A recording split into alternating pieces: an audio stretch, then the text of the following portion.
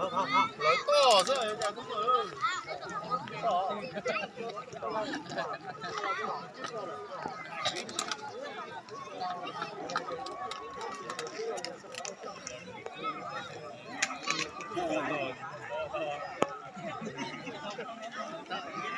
Chắc tôi sắp bể thế đi. Kìa nè, chắc tôi sắp bể tôi thế đi, nó còn xíu thế đi. Tao kìa nó, chắc thì làm tao kìa nó rồi, tí chưa. Tao kìa. Cho cho. Ôi. Thấy về đây, thay về đây. Ôi.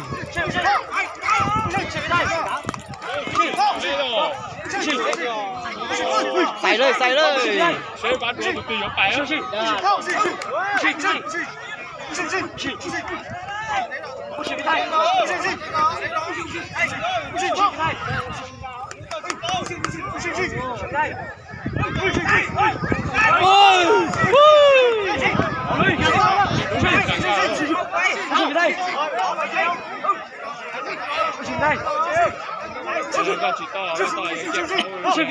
？Cầm khối tệ đã.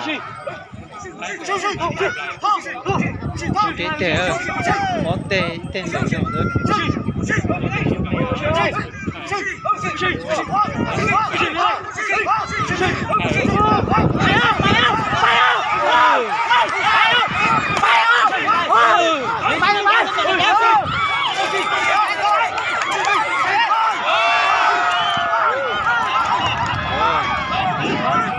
Đây chả xin lời ơi. Xin lỗi kìa.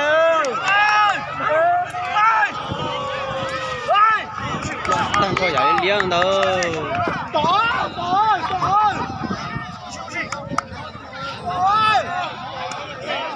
Tôi đang có giải liêng đâu chứ.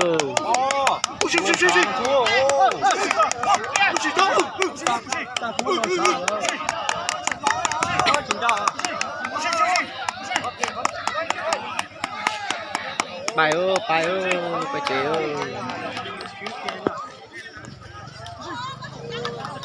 Bé tê. Bài chế ơi.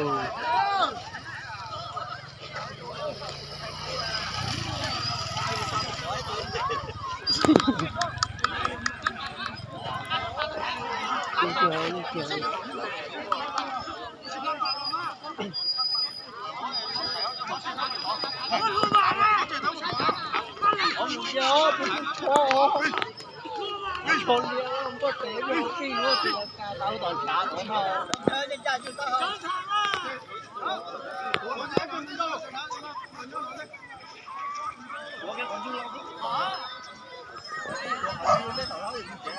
Mua lần chưa?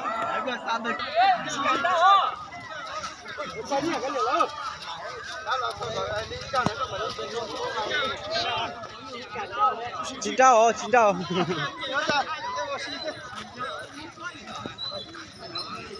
Ô trời trâu dạ, tệ này.